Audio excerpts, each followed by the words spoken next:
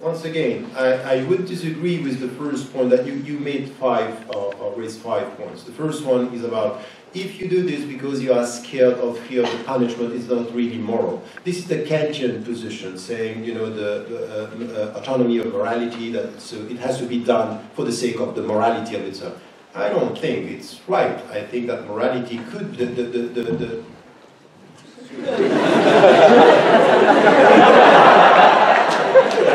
I got you, and it was public. Okay. Trying to remove the mic. That's good.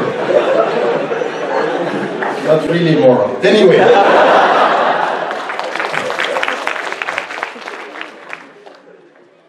So, I would say that the fact that there are punishment or there are rules, for example, in our society, doesn't mean that it's not moral. There is morality even if there is punishment and you do it. So this kind of idealized perception, we do think for the sake of doing them because it's right per se. I think this is a Kantian position which is very far from the reality. On morality, he was, I think, far from the practical dimensions of things. I think it might be helpful then for me to mention the 5 arguments that we've discussed, on which you've just made a few comments.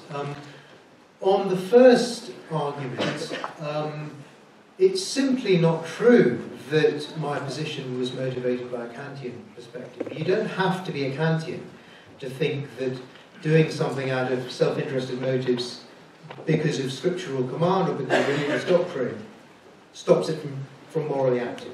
Okay? And I would say that if you do something simply for those self-interested motives and not for any other reason, then it does stop you from being a moral agent. And it's not just a Kantian who needs to think that. Why? Because it's self-interested. I think if someone's holding a gun to your head and that stops you from, let's say, shooting someone or whatever else it was that you could have done, that makes the refraining not a moral act. It's not a moral refrain. Why?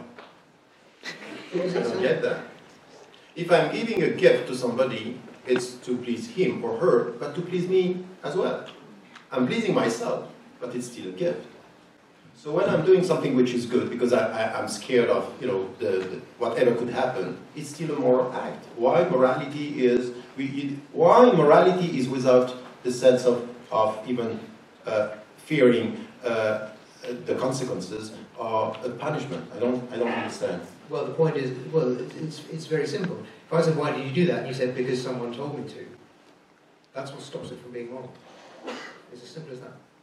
No, but that's not the same. It's not someone told me to do that. It's that I'm scared that if I don't do it, something is going to happen to me, which is not the same. It's not to act by proxy, it's to act by consciousness. Why is it not moral? Well, it's quite simply not moral to act. It's not, I don't see it. If it's simple for you. One can act out of concern for others. One can act out of concern for future generations. One can act because one wants to preserve the natural world. One can act because one wants to preserve other people's rights. Those might be reasons, and those might very well be moral reasons. But if there's no morality at all, and then I start doing these things because somebody tells me to, or because the scripture says that it should, that doesn't make them moral. No, but if with my conscience, and I do it out of consciousness, it's me, it's not someone told me. I believe in this. So why is it not moral? There's a bit of a confusion here, right? I can jump in here. It seems like the point is that if you do things, if there's self-interest in the picture, does that take the morality away? Now, if you give a gift, and you do it to please the other person, but also because it makes you feel good, that is a form of self-interest. But on the other hand, if I hold a gun to your head and I say, now give the gift or I'll shoot you, now then I think that your gift giving is no longer... I got that, because you accept my consciousness is not a gun. It's me. It's me deciding. And deciding to do this because I fear that something could happen. It's me and my conscience. It's not a gun. It's not somebody else. It's me believing in it. So why is it not moral? It's me.